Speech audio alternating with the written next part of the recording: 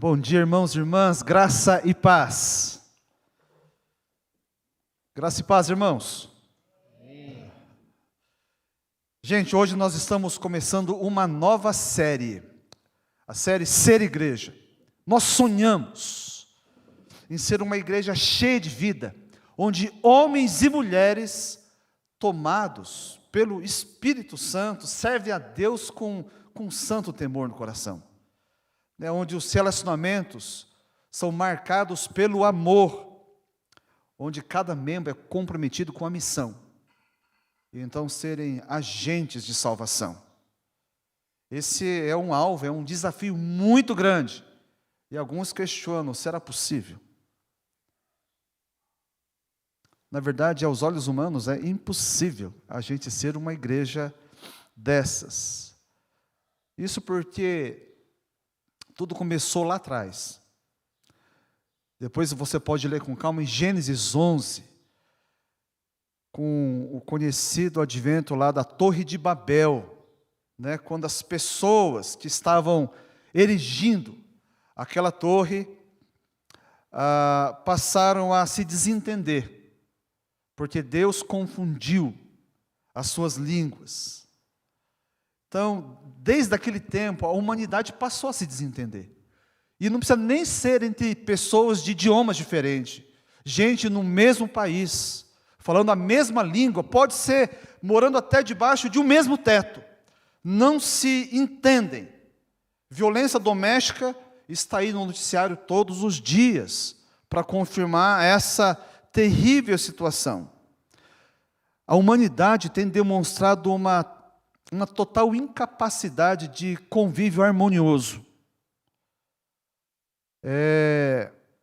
E sabe, gente, o grande problema lá em Babel nem foi a diferença de línguas.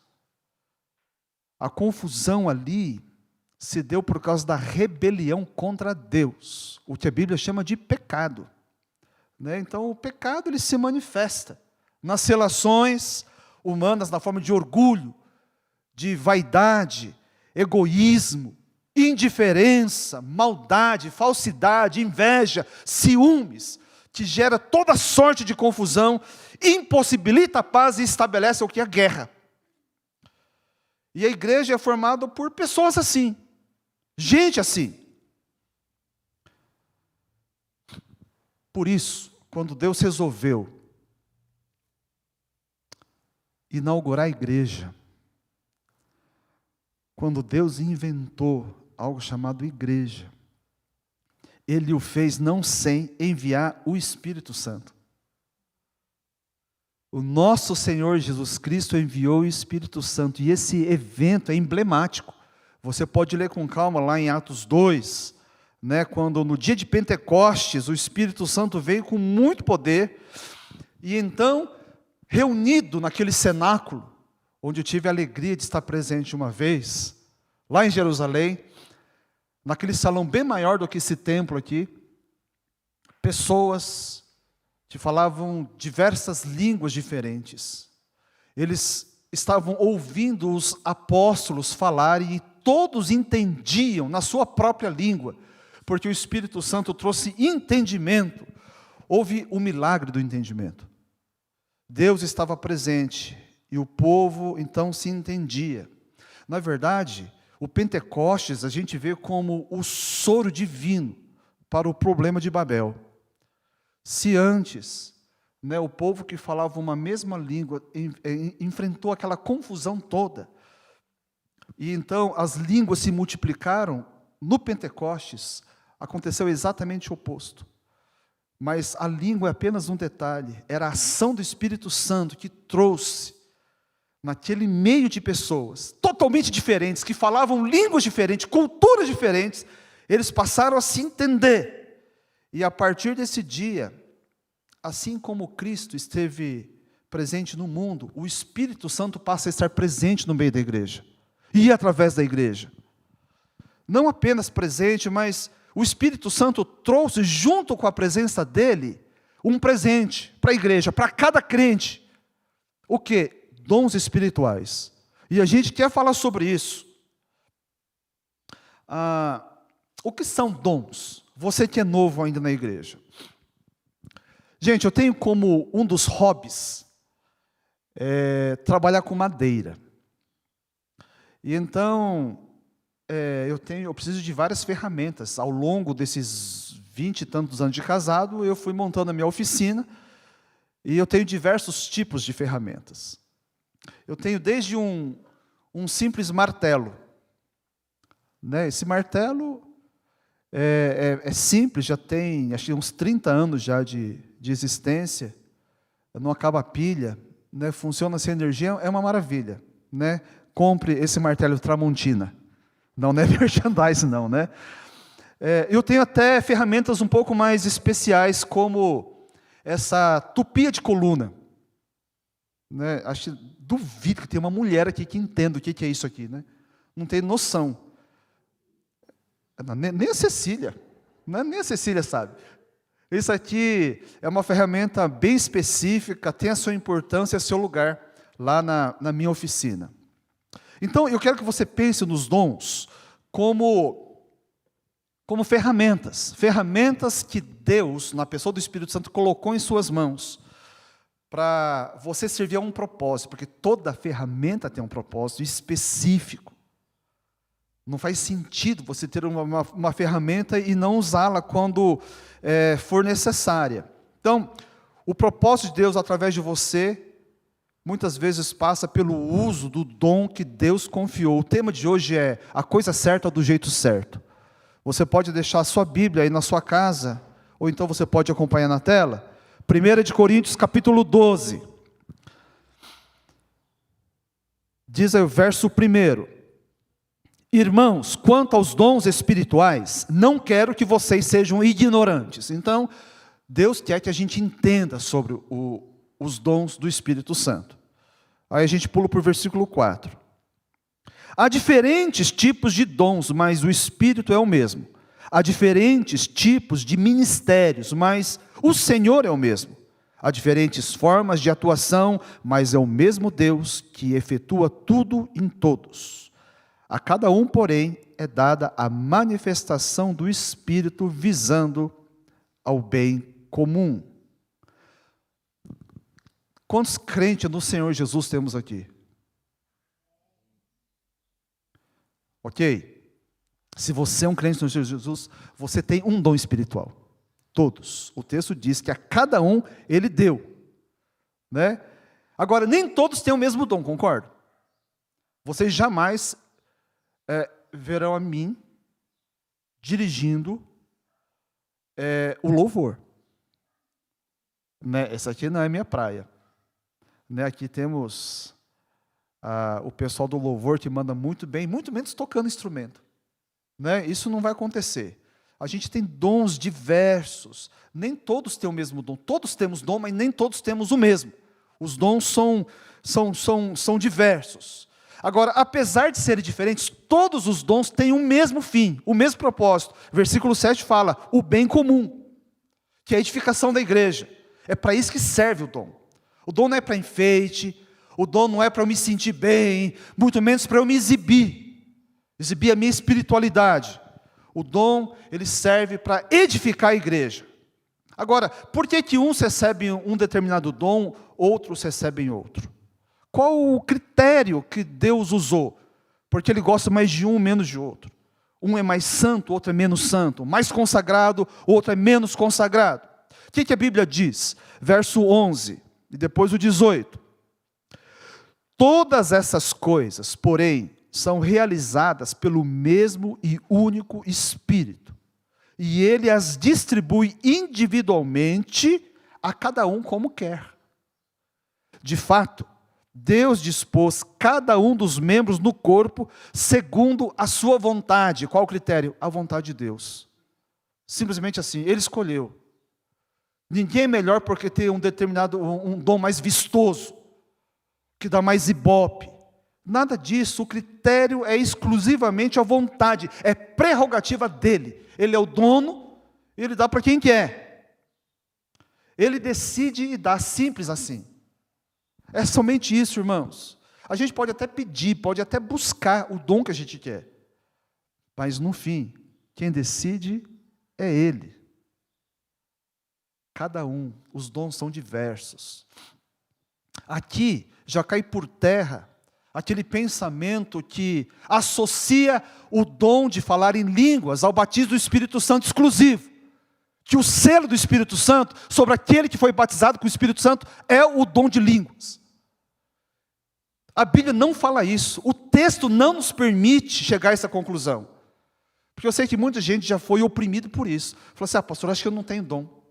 Eu não tenho dom do Espírito Santo porque eu não oro em línguas. Mas o texto diz que nem todos têm o mesmo dom.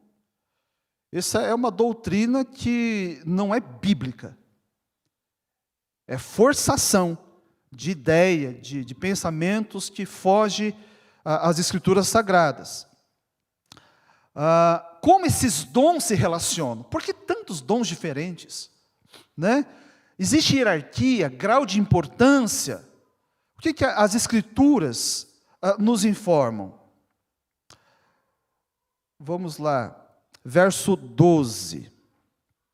Ora, assim como o corpo é uma unidade, embora tenha muitos membros, e todos os membros, mesmo sendo muitos, formam um só corpo, assim também com respeito a Cristo.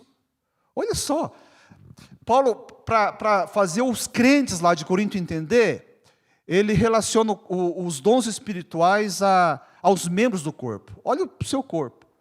Né? Você tem mãos, tem pés, tem orelha, tem nariz. Cada membro tem a sua função. Você consegue eleger qual que é o mais importante aí?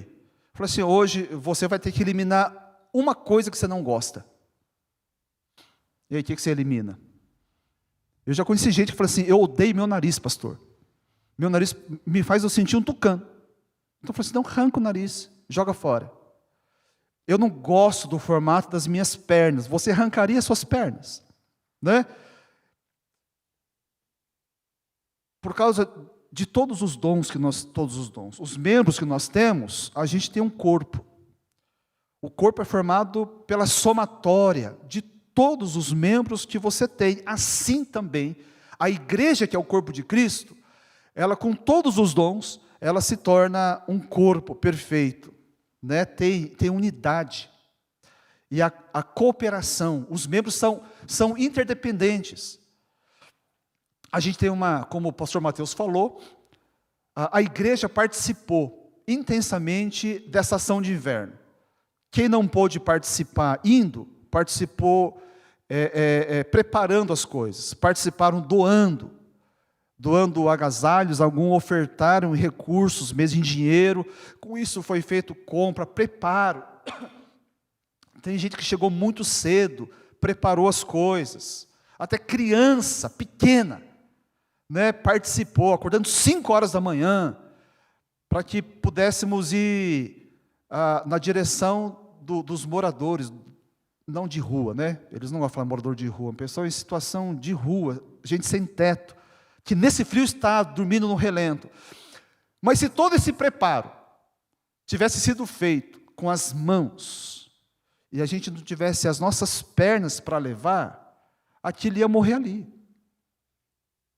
Se não tivesse gente com um coração generoso e abrir a carteira para poder doar, também a gente nem teria o que fazer. Mas como a igreja inteira trabalhou, algo muito lindo aconteceu. Teve gente que pediu desculpa porque não pôde ir, não tem que se desculpar de nada. Né? As pessoas participaram, outros orando. Mas a verdade é que, na verdade, quem não foi, perdeu, infelizmente, né? Porque a experiência é marcante. A gente vai para abençoar, a gente volta abençoado. A gente volta impactado. Me emocionou os filhos pequenos do Luiz e da Carol, que depois que eles estavam lá, eles queriam servir, eles faziam questão de pegar o copinho com café com leite e entregar na mão daquelas pessoas. E depois que acabou tudo, ele falou assim, pastor, quando que vai ser a próxima? Gente, isso aí a gente vai... Olha que coisa linda, crianças pequenas, foram acordadas cedo, não para ir num parque de diversão, para ir num zoológico, mas para ir ali, em terreno baldio, alguns lugares que não cheira bem, para servir as pessoas necessitadas. E elas voltaram mais felizes do que se tivesse ido num parque de diversão. Isso mostra o quê? Deus nos chamou como povo dele, como gente marcada pelo amor dele, para servir. É no serviço que a gente encontra o cumprimento da nossa vocação. Deus nos chamou, e os dons espirituais servem para isso.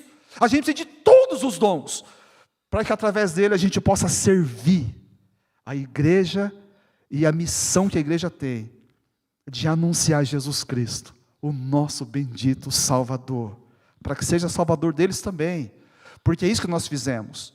Nós primeiro demonstramos o amor, e depois nós falamos sobre esse amor. O amor primeiro encheu a barriga deles, aqueceu o corpo deles, para que então a palavra de Deus pudesse aquecer os corações deles.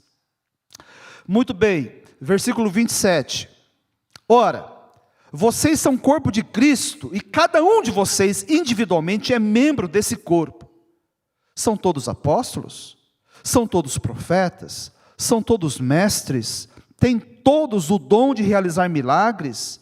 Têm todos os dons de curar? Falam todos em línguas? Todos interpretam?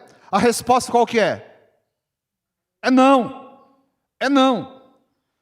Esses que ficam falando que batizado no Espírito Santo tem que orar em línguas, então também tem que profetizar, tem que ter dom de cura, tem que ter dom de milagre, tem que ter todos os dons.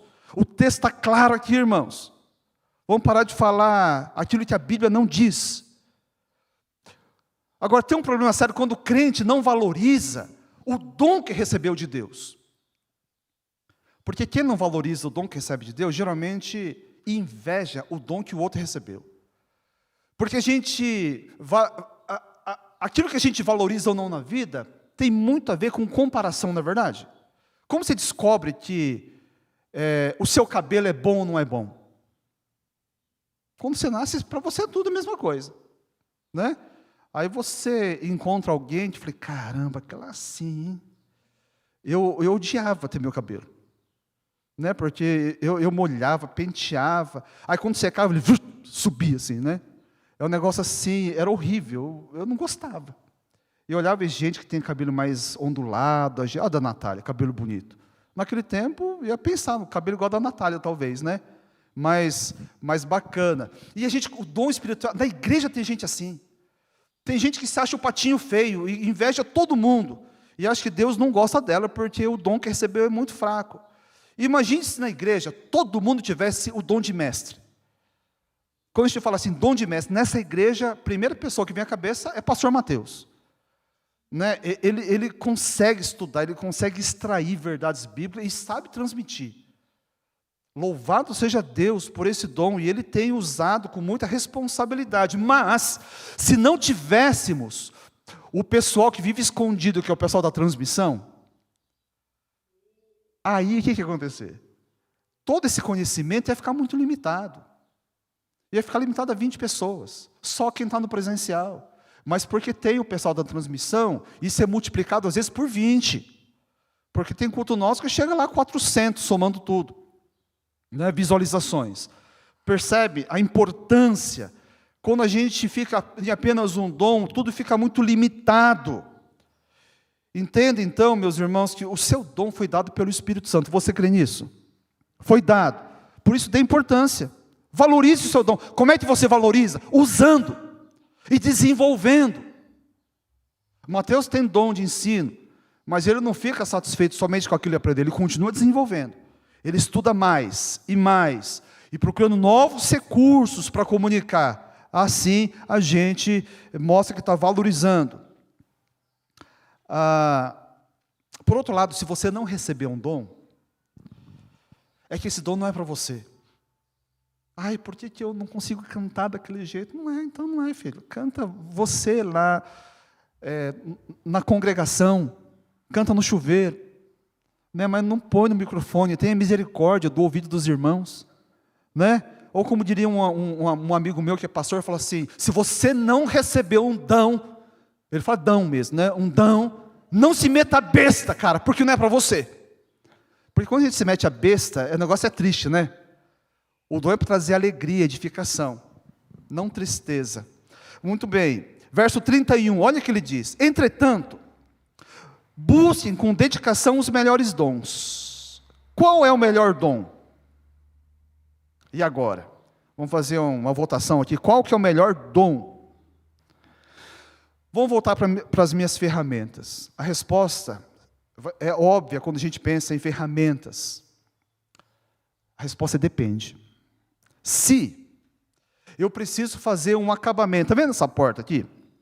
Ele tem uns acabamentos bacanas ali, né? Se eu precisar fazer um trabalho desse, a melhor ferramenta é essa aqui, ó, é a tupia. Eu faço cavas em madeira, se eu quiser fazer um buraco para pôr fechadura numa porta nova, essa ferramenta é ótima, perfeita. Agora, se eu precisar prender uma madeira com um prego, a ferramenta é essa aqui, ó. Muito mais barato do que a tupia. Né? Muito mais barato. Essa aqui. Então, numa boa oficina, a gente tem que ter várias ferramentas, para que você não fique na mão. Você vai ter a ferramenta certa, para a coisa certa. Assim, respondendo qual é o melhor dom é aquele que é necessário no momento. Concorda comigo? Aquele que é necessário é o melhor dom. Nem sempre um dom que é excelente numa situação vai ser na outra. Por exemplo, a gente teve aquela ação tão bonita, né, no tempo de pandemia, de fazer marmita para esse pessoal que está passando fome, enfrentando dificuldade. A gente precisava de o quê? De pregadores, né? O Mateus ensinando o feijão, o arroz, agora cozinha em si. Precisamos o quê? Do Daniel para chefiar lá a nossa cozinha, né? Gente que manda bem na panela. São dons diferentes. Naquele momento, gente, pregação era tudo que não precisava. Percebe, então? Ou então, chegar a Thalita com o violão e começar a cantar. O povo está com fome, Thalita. Não pare de ir com esse violão aí, vamos cozinhar. O melhor dom é aquele que é necessário no momento. Por isso, a dica, esteja atento. Né? Seja atento e seja disponível. Se você for necessário, né? Apresente-se. Agora, a frase final do verso 31 é algo muito lindo. Olha o que ele diz. Passo agora a mostrar a vocês um caminho ainda mais excelente. E aí, sabe, esse é o último versículo do capítulo 12. E o capítulo 13 é o famoso capítulo que versa sobre o amor. Não tem capítulo mais lindo sobre amor do que 1 Coríntios 13. Todo aquele capítulo fala sobre o amor. Então, o caminho mais excelente para edificar a igreja de Cristo é o quê? É o amor. Então, nós usamos os dons espirituais para edificar a igreja, mas os dons marcados pelo amor. Nós vamos servir o irmão, servir o próximo, através dos dons, mas sempre com amor. Devemos lembrar o seguinte, irmãos, que amor na Bíblia não é sentimento. O amor-sentimento é dos romances, das novelas. Amor na Bíblia não é isso. Porque quando alguém diz assim, eu vou me divorciar. Falei, por quê? Por que você vai fazer isso? Porque eu já não a amo mais. Esse não ama mais, o que ele está querendo dizer? Que eu não sinto mais afeição. Não dá mais prazer viver ao lado dela. Isso que ele quer dizer com não ama mais. Agora, se amor fosse sentimento, a Bíblia, Deus não nos ordenaria amar. Deus ordena amar. Se amor fosse sentimento, quem que consegue controlar o seu sentimento? Você consegue? Quem consegue controlar o sentimento? As pessoas normais não conseguem. As mulheres na TPM muito menos. Porque se consegue, você é pecadora. Porque você põe desculpa da TPM, ou não é? Muito bem. Para você ver como é que funciona esse negócio de amor. Se tem alguém que a Bíblia usa para ilustrar amor, é a mãe. Agora, pensa na mãe com um filho pequeno, de peito. Todos nós tivemos mãe, tá certo? Tivemos mãe. Eu vou te falar uma coisa que a sua mãe talvez não admita. Mas se ela for normal, ela se sentiu raiva de você. E quando você era pequeno ainda. Ah, não, a minha mãe não, a sua mãe sim. Se ela for normal, honesta, ela sentiu raiva. Ela carregou você 9 meses na barriga. Você deformou a sua mãe. Ela sentiu dores. Nasceu. Algumas ainda tiveram problema pós-parto. A Chia, nos 2 ela teve. E depois, nessa situação toda, ela já não consegue mais nem se cuidar, porque o bebê não deixa. Reparou que toda mulher que tem bebê, ela corta o cabelo curtinho? Porque não consegue mais se cuidar. Mulher não consegue. E aí ela já não consegue se cuidar, já não se acha bonita, né? O corpo já não tem mais aquela forma, a criança não dá sossego para ela, o marido reclama, porque o filho concorre com ela e o marido sempre perde. Eu testemunho, viu, gente? Testemunho. Então, e aí, o dia ela tem que fazer as coisas de casa, as coisas do bebê, e chega à noite, quando ela pensa que vai dormir, o bebê chora. Você, seu pecador. Você. Então, a mãe começa a sentir um negócio ruim. E as mães honestas falam assim, eu senti raiva. A psicóloga Esther Carreño, ela escreveu um livro chamado Raiva, Seu Bem e Seu Mal. E ela fala um pouco desse drama. Que tem mães que se sentem culpadas. Gente, não tem problema sentir raiva. Porque louvado seja Deus, a grande maioria das mães, apesar desse sentimento, o que elas fazem?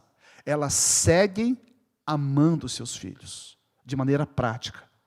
Ela está com o olho vermelho, inchado, mas ela pega o bebê lá no berço, ela troca o bebê, ela dá de mamar para o bebê, e ela faz ele, né, ele dormir, coloca no berço, e quando põe no berço o bebê chora, e a mãe às vezes até entra no berço e dorme junto, porque ela não aguenta mais. Mas segue, percebe? O sentimento pode ser de raiva, mas a atitude foi de amor. E é isso que a Bíblia fala. Não importa se você odeia.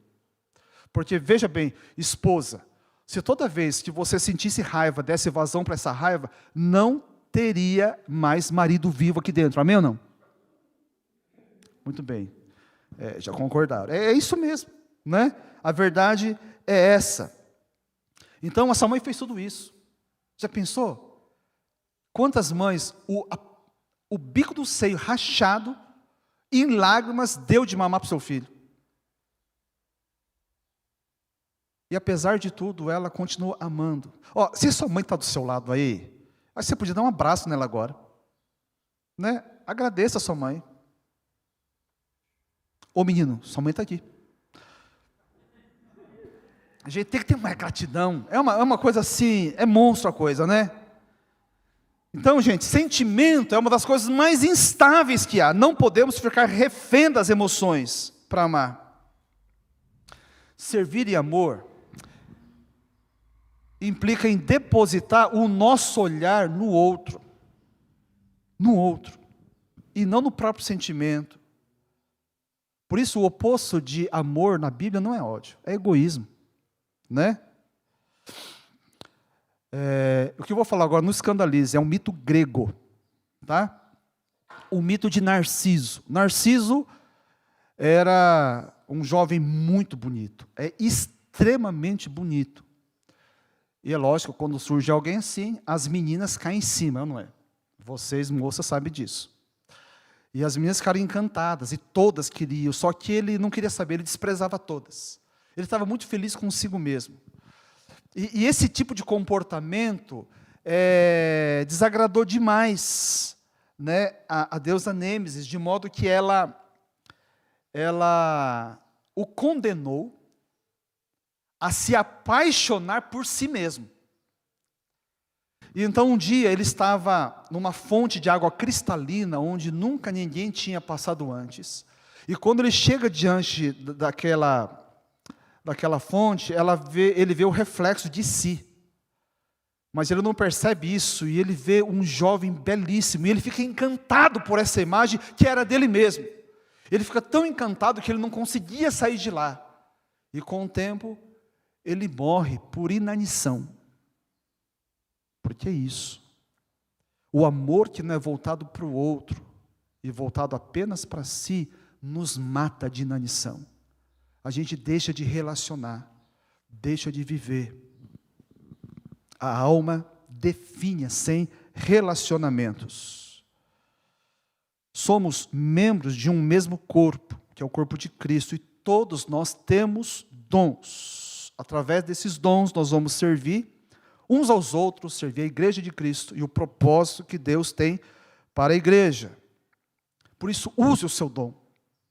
Sirva com amor. Esse é o jeito certo de viver a igreja. Principalmente nesse tempo de distanciamento, né?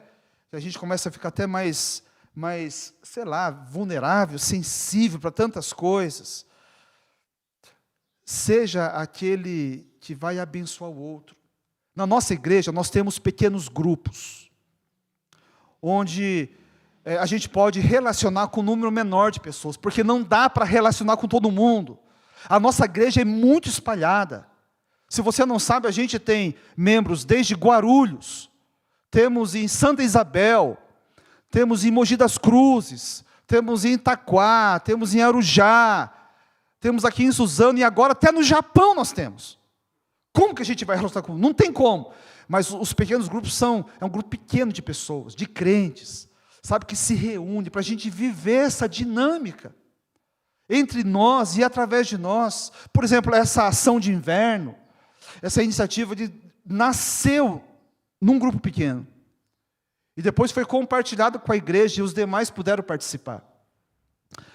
Eu quero encorajar, se você não faz parte de nenhum grupo pequeno, a gente está trabalhando para isso, para envolver a igreja inteira em grupos pequenos, para que a gente possa desenvolver melhor, porque sozinho a gente é mais fraco. Pode até mais longe, só que, quer dizer, mais rápido, mas não vai mais longe. O trabalho não é tão efetivo, a gente quer andar junto. Você que não pertence a grupo nenhum e tem interesse, eu gostaria que tivesse, recomendamos fortemente, eu e o pastor Mateus, para que você faça parte de um grupo, nos procure, fala comigo, fala com o Mateus, com a Xia, tem os nossos seminaristas, o Dais, a Vitória, a gente vai encaminhar você. Temos pequenos grupos de jovens, temos pequenos grupos de jogadores de beisebol, temos pequenos grupos de senhoras. Vamos, já nas próximas semanas, começar uma de homens, né, somente de homens. Vamos criar também já um pequeno grupo de jovens profissionais, esses que já estão formados, já estão no mercado de trabalho. Grupos nós vamos ter aos montes. E vai ser um grupo para relacionamento e também para cumprir missão, para evangelizar aqueles que ainda precisam conhecer o amor de Deus. Vamos fazer o certo, que é desenvolver os dons, usar os dons que Deus nos deu. Não seja um martelo guardado no armário, seja um martelo que pregue muitos pregos, mas tudo isso tem que ser mediado pelo amor. Esse é o jeito certo. O amor que Deus já derramou em nossos corações. Vamos servir, vamos aprender desde pequeno.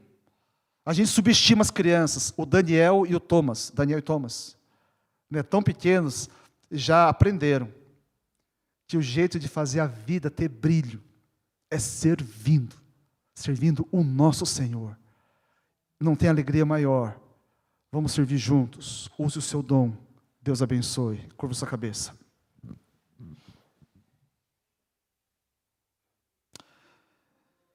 Deus santo e bendito, temos o privilégio de sermos membros do corpo de Cristo e, como tais, o Senhor nos confiou dons espirituais para com eles servirmos o irmão, servirmos a igreja. A missão da igreja que é proclamar Jesus Cristo como Senhor e Salvador.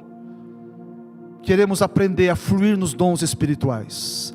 Deus, em nome de Jesus, leva a sua igreja a viver a vida de igreja intensamente, responsavelmente. O Senhor quer isso de nós e nós queremos fazer isso. Muitos, ó Deus, têm experimentado uma vida pacata, uma vida sem graça, uma vida que é voltada para si mesmo. Mas o Senhor tem nos mostrado, através da Tua palavra, que a vida deve ser voltada para o outro.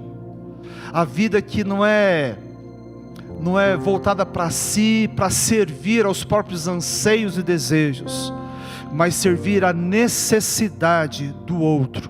Senhor amado, ajuda-nos a caminhar nessa direção. Pedimos que o Espírito Santo nos ensine a viver dessa maneira. Queremos que o Espírito Santo tome conta dessa igreja, tome conta das nossas vidas, dos ministérios que temos aqui. Queremos fazer aquilo que agrada ao Senhor, aquilo que seja de acordo com o dom que o Senhor tem dado a cada um de nós, que o Senhor confiou a nós. E completa, Senhor, ó Deus, as virtudes do Espírito Santo. Que a igreja cheia de dons, de talentos, cheia da unção, do poder, do amor do Espírito Santo, para que possamos invadir as cidades onde cada um desses residem, onde eles trabalham. Senhor, queremos ser crentes cheios do Espírito Santo também, ó Deus, no ambiente de trabalho, no escritório, na empresa, no comércio, no ambiente de escola. Senhor, em nome de Jesus, faz de nós crentes que brilham à luz de Jesus Cristo. Oh meu Pai, queremos glorificar o Teu nome através dos dons.